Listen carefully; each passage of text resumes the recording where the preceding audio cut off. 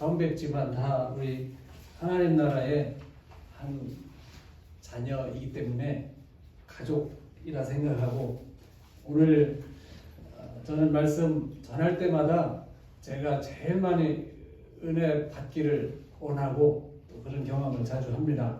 헌신 예배에 여러분 함께 예배 드릴 수 있게 돼서 감사합니다. 오늘 헌신 예배인데 성경 말씀 보면 하나님께서 우리에게 말씀을 주실 때 듣는 분들의 신앙 정도에 따라서 합당한 말씀을 주십니다. 이를테면 예수님을 처음 믿어야 될 사람들에게는 믿기만 해라, 믿기만 하면 구원을 주신다. 엄청 큰 복음이죠.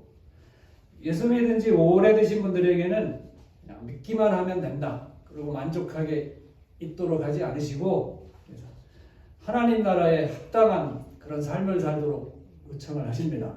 그래서 주여 주여 한다고 다 하나님 나라에 합당한 거 아니다. 그에 맞는 믿음을 요청하시는 것이죠. 주님을 따르는 일에도 처음 오신 분들에게 합당한 말씀은 수고하고 무거운 짐진 자들아 내게로 오라. 오래 신앙생활 했어도 수고하고 무거운 짐 다 있잖아요. 주님께로 오라 하시는데 거기에만 머물러 있을 수 없죠. 제자들에게는 십자가를 지고 나를 쫓을 것입니다 하십니다. 헌신을 요구하실 때도 아브라함 같은 분들에게는 아들을 바치라는, 누구나 따를 수 없는 큰 희생을 요구하시는데 성경에 보시면 그분이 하잖아요. 할 수 없는 분에게 억지로 해서 억지로 끌고 가시는 게 아니라 합당한 정도의 요구를 하시고, 헌신에 순종하면 이전보다 훨씬 귀하고 좋은 것들을 경험하게 하시는 하나님의 은혜와 사랑의 마음을 압니다. 아브라함에게는 그런 어마어마한 희생을 요구하셨는데 성경에 보면 가난하게 아들 하나 키우는 홀어머니가 계셨습니다. 먹을 것 별로 없는 그분에게 예수님께서 만나시고 대화하시다가 동전 한 입 남은 거 하나님께 드릴 때 그걸 보고 예수님이 감동하십니다. 그거는 액수로 보면 별로 큰 거 아니죠? 근데 예수님께서 감동하시고 귀하다 여기세요. 전도에 관해서도 헌신하시는 분들은 성령 받고 내 증인이 되라. 하나님께서 그런 걸 우리에게 요청하십니다. 그냥 나만 믿고 나만 행복하면 그것으로 끝이라고 생각하시면 안 되는 것이죠. 가끔 저희 이전에 예배 드릴 때 보면 좀 그것보다 좀 고쳐서 하시면 좋겠다, 언지를 드리는데도 안 바꾸는 분 계시더라고요. 뵙기도 하는데 미국에 와서 잘 먹고 잘 살게 해주셔서 감사합니다. 감사하죠. 네.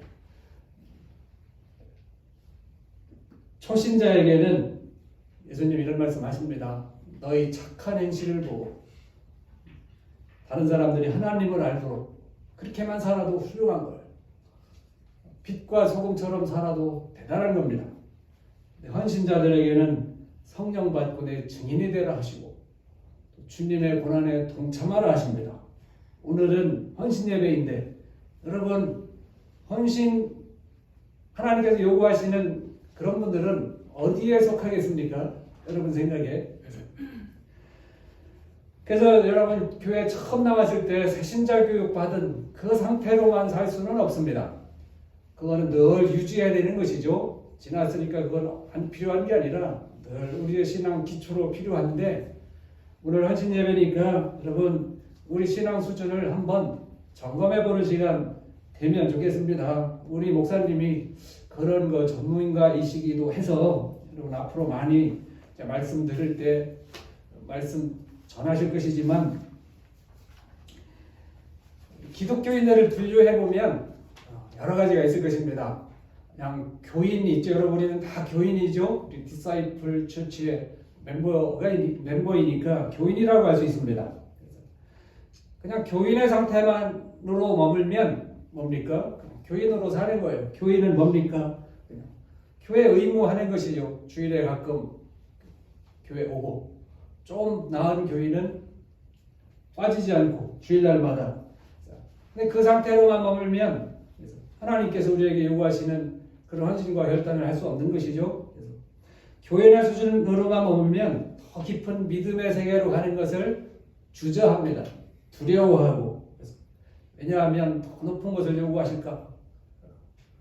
혹시 선교사 되라고 하시면 큰일인데, 기도 많이 하다가 혹시 하나님 나보고 신학교 가라고 하시면 걱정인데, 뭐 그런 이유인지 모르겠지만 하여튼 더 높은 수준의 희생을 요구할까봐 주저하게 되는 경우 있으시죠? 남편을 전도해서 겨우 몇십 년 만에 처음으로 교회 다니기 시작했는데, 그러고 잘 살면 좋은데 어느 날 부부싸움을 벌였습니다. 안 싸우면 좋은데 싸울 일이 생기잖아요. 그러니까 남편이 하는 말이 하다가 화가 나니까 소리치면서 나 이제부터는 교회 안 가. 교회 문제로 싸운 거 아닌데 부부간의 일로 싸운 건데, 이런 분들은 신앙의 영적 수준이 그냥 초보적인 교인의 단계인 것이에요. 반면에 성령 체험하고 믿음이 자라나는 분들이 있습니다. 그런 분들은 신자라고 말할 수 있겠죠. 믿는 거니까. 진짜로 믿는 거니까. 조직상 어디 속한 것 정도가 아니고 하나님을 믿는 분들이니까, 신자는 예수 그리스도께서 하나님의 아들로서 나를 구원하신 사실을 믿습니다. 십자가에서 죽으심을 믿고 은혜로 우리가 구원받는 줄을 또 믿습니다. 신자는 그래서 마음에 감사가 있고 또 영생에 대한 소망을 품고 삽니다. 그러니까 어려움이 닥쳐도 우리는 소망으로 이기고, 또 어려운 일이 닥쳐도 우리는 은혜를 사모하고 주님 앞에 나아갑니다. 신자는 어떤 조건에서도 나를 구원하신, 자기를 구원하신 하나님 앞에 믿음을 지키고 기도하고 찬양합니다. 명예가 없어도 누가 알아주지 않아도 주님 기뻐하실 자리를 찾는, 그리고 거기에 머무는 그런 분들이라고 할 수 있겠습니다. 그런 분들이 믿는 분들의 모습이죠. 복음사에서 찾아본다면 동방박사와 목동들이 있습니다. 예수님 태어나신 1세기 때에 누구나 볼 수 없는 얼마나 위대한 장면입니까? 근데 그분들이 천사들의 인도로, 성령의 인도로 그곳을 목격했습니다. 그리고 나서 뭐 합니까? 오로지 한 일이 뭐예요? 경배하는 것이에요. 경배했습니다. 세상의 구세주가 태어나신 것을 세상에 몇몇 되지 않는 자기가 본 거니까 어마어마한 장면을 본 거 아닙니까? 만약에 여러분이 그 자리에 있었다면 뭐 하시겠습니까? 보고 나서, 보고 왔으니까 얼마나 대단합니까? 어디 SNS에도 올리고 카톡에도 나누고 대단한 거 봤으니까. 그래야 정상이죠.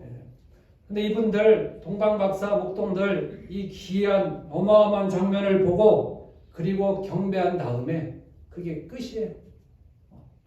다른 거 요구하지 않았다는 겁니다. 자신들의 삶의 자리로 돌아갑니다. 그리고 본 것을 얘기하고, 그리고 그분을 봤기 때문에 그분을 경배하는 그런 믿음의 태도로 사는 것을 충분하게 생각했습니다. 육신과 야망을 버리고 우리를 구원하신 하나님을 예배하는 것이 얼마나 대단하고 위대하고 귀한 일인지 우리도 이런 것들을 배워야 될 것인데, 하나님을 예배하는 것, 우리를 구원하신 그분을 찬양하는 것, 그분이 주신 말씀을, 복음을 실천하며 사는 것, 그분께 사랑받는 사실, 그 한 가지만으로도 기뻐하고 즐거워하고 감사하며 살 수 있으면 얼마나 좋겠습니까? 그게 신자의 삶이라고 생각합니다. 신자의 삶에서 조금 더 성장하면 끝까지 가는 건 아니지만 여기가 마지막이에요. 어디까지 요구하나 이런 걱정되실 수 있잖아. 그냥 일반적인 신자 수준에서 조금 더 성장하면 주님께서 제자로 우리를 부르시고 제자로 살기를 원하십니다. 재직으로 세움 받았다는 것은 예수님께서 이제 너 디사이플 교회 열심히 나와라, 그런 정도보다 더 이제는 나만 잘 믿어라, 그 정도보다는 더 이제는 나와 함께 뭔가 하자. 예수님이 제자로 부르시고 그 부르심에 여러분은 응답하셨다는 그 순종의 표시로 오늘 헌신 예배도 드립니다.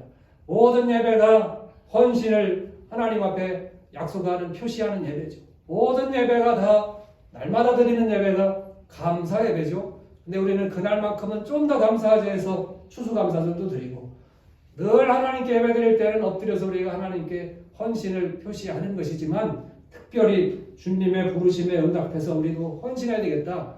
마음 먹고 그날을 정해서 오늘 헌신 예배를 드린 여러분, 주님께서 우리를 부르십니다. 뭘로? 구원받을 자로 옛날에 하신 거고요. 제자로. 오늘 말씀 읽었습니다. 성경 구절 한 번 더 보여주시면 감사하겠습니다. 제자로 부르십니다.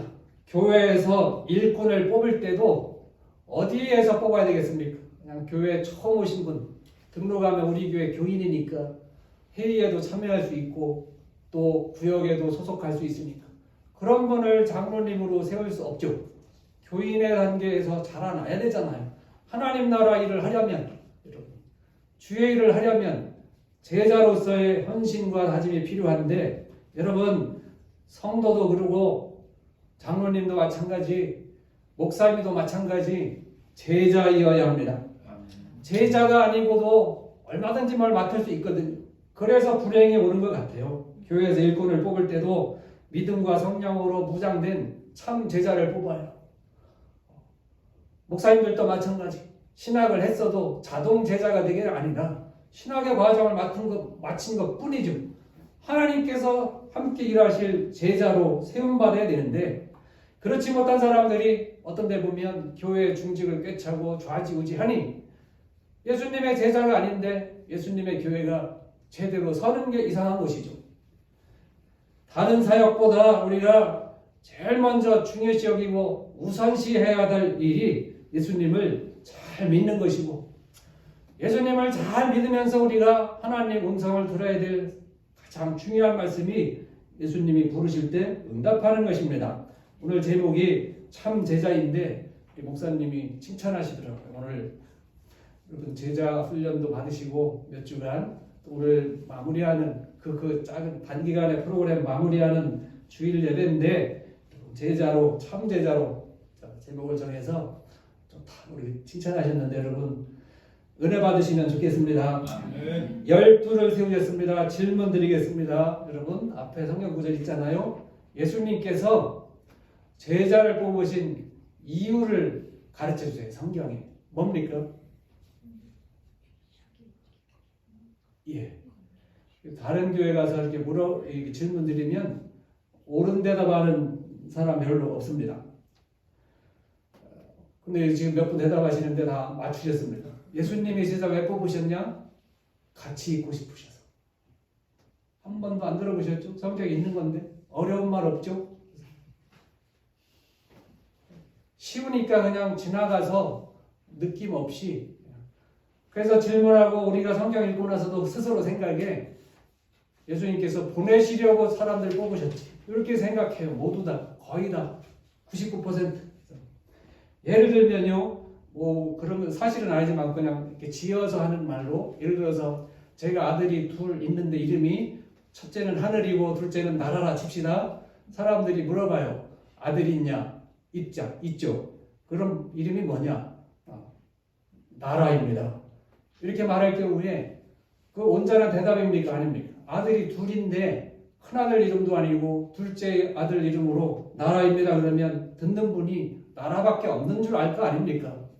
아들은 둘인데 그 중에 첫째는 누구고 둘째는 누구고 이렇게 해야 맞는 대답이죠. 아들이 둘인데 이름 하나만 대고 이게 내 아들입니다. 그러면 온전한 대답이 아니죠. 예수님께서 제자 뽑으신 이유를 여기 보면 두 가지로 알려주십니다. 두 번째는 보내시는 것이에요. 제자라면 나중에 보내실 때 기쁨으로 순종하고 나가야 되죠. 그 전에 더 중요한 게 뭡니까? 더 중요하고 더 먼저 훈련받아야 될 게 예수님이 같이 있고 싶으셔서 뽑으셨다는 것이에요. 같이 있고 싶으셔서 뽑으셨으면 어떤 제자가 좋은 제자입니까? 가능합니까? 아니죠. 같이 있고 싶으셔서 뽑으셨으면 같이 있어 드리는 그런 사람이 좋은 제자이죠. 요즘에 한국 축구 뭐 보셨습니까? 요즘에 한국에는 유명한 우리 세대의 차범근 선수 스타가 있잖아요. 그분이 자기 재산을 털어서 어린이들 좀 교육하고 세계적으로 좋은 인재들을 키워야 되겠다 해서 그분이 독일에서 축구 선수 생활하다가 와서 한국에 무슨 아카데미도 짓고 또 학생들 뽑아가지고 훈련도 시키고 하는데 거기서 자란 인재들이 지금 뭐 국가대표도 하고 하지 않습니까? 그분이 사람 뽑을 때 목적이 뭡니까? 축구 잘하는 사람, 축구 잘하기 위해서 인성도 교육하고 인내도 가르치고 기술도 가르치고 사회적으로 모험적으로 살 수 있도록 교육도 하고 하는데 누가 좋은 제자입니까? 축구 잘하는 사람이겠죠. 예수님께서 우리를 제자를 뽑으시는데 같이 있고 싶으셔서 뽑으셨습니다. 누가 좋은 제자입니까? 같이 있어 드리는 사람이 좋은 제자죠. 여러분 생각해 보세요. 여러분 생각해 보세요. 여러분 살면서 누가 진짜로 나와 같이 있어주고 내 마음을 알아주고 나를 이해해주고 내 곁에 있어주면 참 고맙죠. 평생에 그렇게 사는 건 별로 없어요. 손꼽아도 얼마 되지 않습니다. 근데 여러분 같이 있어주면 참 좋고 힘이 나는데 인생에는 좋은 일도 있고 기쁜 일도 있고 그냥 평범할 때도 있고 극도로 고난이 심할 때도 있습니다. 혼자 있기 싫을 때도 있고 혼자 있고 싶을 때도 있어요. 여러분 언제 가장 나를 사랑하는 사람이 함께 있어주면 좋습니까? 여러분 인생을 이렇게 경험하면서 생각할 수 있지 않아요? 좋을 때 함께 축하해주는 사람도 좋은데 힘들 때 같이 있어주는 사람, 다른 사람이 나 손가락질하고 떠나는데 같이 있어주는 사람, 내 친구 저 사람은 절대 그런 사람 아니야 이렇게 말해주는 사람, 그런 사람은 그런 친구 있으면 참 좋은 친구죠. 보통은 어머니들이 그런 역할을 잘 해주십니다. 다른 사람이 뭐라 할수록 더 사랑하고 다른 사람이 손가락질할수록 더 품고. 여러분 예수님이 제자를 함께 있고 싶으셔서 뽑으셨는데 예수님의 생애 중 언제 제자가 함께 있어주면 좋으셨겠습니까? 이 성경에서 다 배워서 예수님의 생애를 어느 정도 잘 압니다. 예수님의 생애 중 외롭고 힘든 시기가 한두 번이 아니었습니다. 여기 성경에서 보면 그냥 마지막에 십자가 지시는 그런 일련의 이야기를 소개해 주시죠. 그래서 우리 성경에 흐르는 것을 순환 이야기라고 합니다. 패션 스토리. 거기 보시면 예수님이 평소에도 어려운 점 많으시고 평소에도 제자들이 함께 있으면 힘이 되셨겠지만 예수님 십자가 지시는 이 일련의 과정을 소개하는 그 패션 순환 이야기 앞부분도 보시면 겟세마네 가시는 거, 또 사람들이 잡혀서 모욕을 겪으시는 것, 재판을 받으시는 것, 십자가에 홀로 지시는 것, 이런 모든 과정이 혼자 견디기 힘든. 그래서 하나님께서 제자들을 부르시고 함께 있어달라고 목적을 말씀하시고 뽑으시고 훈련하시고 하셨는데 우리가 잘 압니다. 이때 예수님과 함께 있어야 될 제자는 어디 있습니까? 저는 성경에서 가장 슬픈 표현 중에 하나가 신약 성경에서 가장 슬픈 표현 중에 하나가 다 예수를 버리고 도망하니라.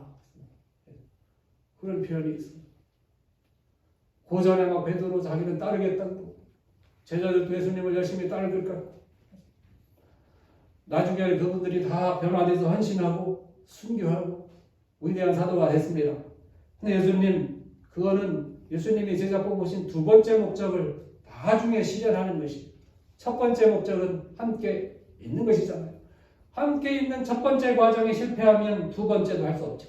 그래서 예수님 살아계실 때는 사도로 파송을 안 하시는 겁니다. 사도로 파송받은 자는 예수님 부활하시고 예수님 하신 말씀을 다시 되새기고 성령 받고 성령이 보내시죠. 보냄받은 그런 사람들을 우리 성경에 사도로 하고 있습니다. 다 예수를 버리고 도망하니라. 이거는 복음서 쓰신 분이 우리에게 소개해주는 현상 상황이잖아요. 예수님 하신 말씀 중에 예수님이 직접 하신 말씀 중에 가장 슬픈 거 저보고 뽑으라 그러면 이런 말씀이 있습니다. 너희도 나를 떠나려느냐? 이때는 다 떠났습니다. 오병이어 이런 거 있을 때는 군중들이 구름대처럼 몰려왔죠. 아픈 사람들이 너도나도 찾아왔습니다. 어디 들어갈 수 없을 정도로 사람들이 붐볐습니다. 근데 이 시점에 사람들이 떠나고 비난하고 근데 몇 남지 않은 제자들에게 너희도 나를 떠나려느냐? 다 떠나요. 여러분 오늘 성경 이야기만 하고 끝나면 별거 아니죠. 성경 말씀도 귀하지만 여러분 오늘 우리 말씀의 제목이 참 제자인데 베드로 훌륭하다 이거 얘기하려는 게 아니잖아요. 우리도 하나님께서 주님의 제자로 부름받은 그런 존재인데 여러분 예수님과 함께 있어 드리는 게 훈련받은 12제자도 쉬웠습니까? 어려웠습니까? 어려웠잖아요. 다 예수님 버리고 도망갔잖아요. 그러면 우리는 쉽겠습니까? 어렵겠습니까? 우리는 더 어렵겠죠. 더 어렵겠죠. 예수님 보이지도 않고 예수님 같이 있어도 온갖 하나님 나라 역사를 보여줘도 그분을 믿고 따르기가 어려운데 우리는 사실 피상적으로 알고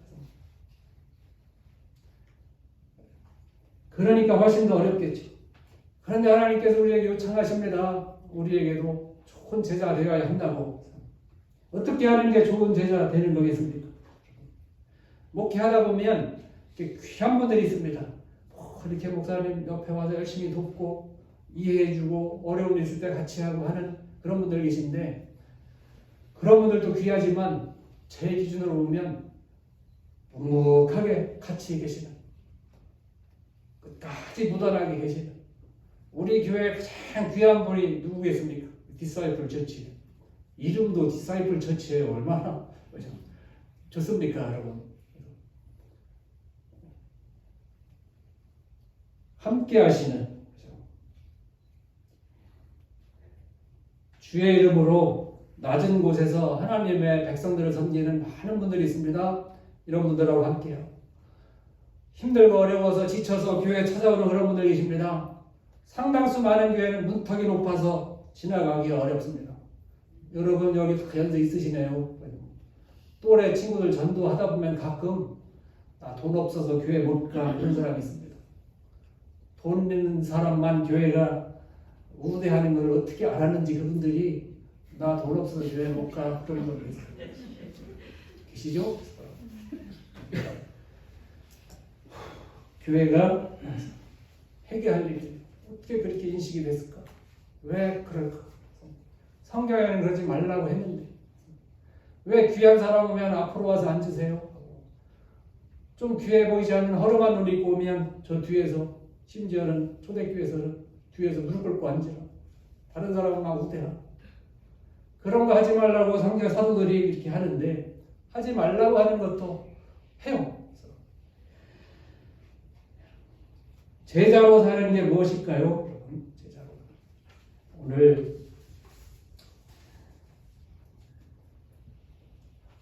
성경 구절 한 구절만 여러분 더 소개해드리고 정리하려고 합니다. 이렇게 다 보여드리려다가 여러분 한번 찾아보세요. 요한복음 13장입니다. 안 찾아도 다 잘 아시는 구절이에요. 내가 너희에게 새 계명을 주노니 찾을 분들은 찾아보세요. 요한복음 13장 34절입니다. 내가 너희에게 새 계명을 주노니 서로 사랑하라. 내가 너희를 사랑한 것 같이 너희도 서로 사랑하라. 질문입니다. 예수님이 이거를 새 계명이라고 하셨습니다. 새 계명이 뭐냐? 물으면 뭐라고 대답하시겠습니까? 그러니까 찬양도 참 은혜스럽게 하시고 첫 번째 질문도 잘 대답하시던데 제가 성함을 몰라가지고 새 계명이 뭐야? 친구가 물으면 뭐라고 말할 수 있습니까? 금방 읽어드렸잖아요. 내가 새 계명을 주노니 서로 사랑하라. 새 계명이 뭐냐? 물으면 뭐라고 대답할 수 있습니까? 서로 사랑하라. 틀렸습니다. 잘 보시면 여러분 성경 보시면 죄송해요. 틀렸다 그래서 여러분 이렇게 해야 여러분 마음에 오래 남아서 그냥 대충 잘했다고 해도 되는데 제가 일부러 틀렸다 그랬어요. 왜냐하면 틀렸기 때문에. 서로 사랑하라는 예수님이 처음 하셨을까요? 옛날부터 있었을까요? 그런 말이 있었지. 유대인들이 서로 사랑했을까요? 안 했을까요? 이 시점까지 했죠. 예수님이 말씀하세요. 강도도 서로 사랑하죠. 죄인들도 하죠. 서로 사랑은 새 거가 아니에요. 새 계명이 아니고. 뭐가 새 계명입니까? 내가 너희를 사랑한 것 같이 하는 서로 사랑. 이전에는 예수님처럼 사랑하는 일이 없었죠. 십자가에서 자기가 죽고 우리가 감당해야 될 그 심판을 주님이 당하신 것이에요. 우리가 그런 심판을 안 당하게 하신 거예요. 그런 사람 하신 분이 없죠. 예수님 오시기 전까지는. 세 계명은 뭡니까? 내가 너희를 사랑하는 것 같이 너희도 서로 사랑하는 것. 이런 사랑 해보신 분 계십니까, 여러분? 어렵죠. 못하죠. 예수님은 하나님이니까 하시지. 우리가 어떻게 하나님도 아닌데 주님의 그런 사랑을 우리가 할 수 있습니다. 그래서 예수님이 우리에게 내가 너희에게 돕겠다. 돕는 성령을 보내주시겠다. 보혜사를 보내주시겠다. 보혜사를 보내주셔서 우리를 돕는다는 겁니다. 뭘 돕는 겁니까? 뭘 돕는 겁니까? 우리가 근육 키우는 거 돕는 겁니까? 오래 사는 거 돕는 겁니까? 뭘 돕는 겁니까? 주님의 새 계명을 그렇죠. 주님이 우리에게 주신 그 사랑을 나도 해야지. 나도 해야지. 할 수 있지. 나는 못하는데 성령이 하실 수 있다니까 그럼 해야지. 하고 따라가는 것이에요. 내가 너희를 사랑한 것 같이 너희도 서로 사랑하는 것. 이게 새 계명인 것이에요. 여러분 주님의 제자로 부름받으신 여러분 함께 같이 있으면서 뭐 할 겁니까? 함께 같이 있으면서 괴롭히는 사람이 있습니다. 함께 같이 있으면서 해방하고 끝까지 내가 어떻게 하나 보라 이러면서 끝까지 그런 거 말고 함께 있으면서 생산적인 일을 해야 되겠죠. 함께 있으면서 하나님 나라에 유익한 삶을 살아야 되겠죠. 함께 있으면서 어떤 모습을 할 겁니까? 제자라면 우리 디사이플 교회를 위한 하나님의 제자라면 함께 있고 끝까지 어려운 분들 함께 하고 주의 일에 헌신하는 분들 우리가 손이라도 잡아주고 그저 주의 사명 맡았는데 내가 부족해서 힘들어하는 분들 있습니다. 그런 분들 나무라고 정죄하지 말고 함께 짐을 지고 손잡아주고 힘든 분들이 있습니다. 힘들어서 교회 얘기하면 서로 기도해주고 감싸주고 그러면 되는데 교회 잘 다니다가도 힘든 일이 생기면 교회 안 나오는 일이 우리 한국 교회는 허다해요. 왜? 교회 가면 수군닥대거든. 뭐라 그러고 믿음 없어서 그렇다고. 함께 하는 게 아니죠. 예수님이 언제 그렇게 하셨겠습니까? 수고하고 무거운 짐 다 와라. 두 팔을 깨 벌리셔서 포용하시고 누구든지 오라고 하시는데 오는 사람들을 가로막는 일을 해서 안 되겠죠? 여러분 함께하는 궁극적으로는 주님과 함께하는 거지만 하나님 나라를 섬기는 우리 세상 안에 여러 가지 하나님 나라 모형이 있습니다. 교회도 있고 가정도 있고 하나님을 하는 분들 가정에서도 믿음대로 열심히 살려고 하는 분들 있죠. 그런 분들 선구자적인 삶을 사는 분들 자기 가정에서 하나님 나라를 세우기 위해서 사도로서의 사명을 감당하는 분들 제자로서 사는 분들 여러분 예수님을 내 삶에 받아들이는 것이 믿음이죠. 그 믿음을 바탕으로 헌신하는 사람들을 제자라고 할 수 있습니다. 자, 결론입니다. 제자들은 이런 사람들을 제자라고 할 수 있습니다. 제가 한 몇 가지 말씀드렸죠. 많은데 줄여서 오늘 시간에 맞춰서 두 가지를 소개해드렸습니다. 성경에 가르쳐주신 제자라면 이래야 돼. 함께 해야지. 주님이 부르셨으면 주님과 함께. 주님의 제자라면 주님과 함께. 우리 디사이플 처치의 재직으로 제자로 우리 목사님이 부르셨으면 목사님과 함께. 크게 잘못되지 않는 한 후원하고 격려하고 협력하고 기도해주고 부족한 것은 함께 짐을 나눠주고 이렇게 해야 제가 목사로서 목사하고 두둔하는 게 아니고 이래야 하나님의 교회가 될 거 아니겠습니까? 여러분 저는 모순이 하나가 있는데 우리가 하나님의 일을 한다고 하잖아요. 여러분 다 권사님들, 장로님들, 집사님들 하나님의 일을 한다고 그러죠. 교회에 와서 관련된 일들. 생각해 보세요, 여러분. 하나님의 일이라고 할 때 모순 아닙니까? 하나님이 하셔야 하나님의 일이지. 우리가 하는데 그게 무슨 하나님의 일이에요. 근데 하나님은 우리가 하는데도 하나님의 일로 인정을 해주시는 거예요. 하나님이 하나님의 일 할 때는 아무 어려움이나 문제가 발생하지 않겠죠? 근데 우리가 하나님의 일 할 때는 여러 일들이 생겨요. 성숙지 못해서 생기고 사람들과 마음이 하나 되지 못하기도 하고 근데 그럼에도 불구하고 하나님의 일이라고 인정을 해주십니다. 우리가 해야 될 제자가 해야 될 일이 뭐겠습니까, 여러분? 이거 하나 생각해보고 맞춰요. 주님이 십자가 지실 때 가르쳐 주신 말씀이 있습니다. 왜 십자가 지냐? 온 민족을, 온 사람들을 다 구원하기 위해서. 근데 여러분 예수님이 십자가 지셨는데 온 인류가 구원 받았습니까? 안 받았습니까?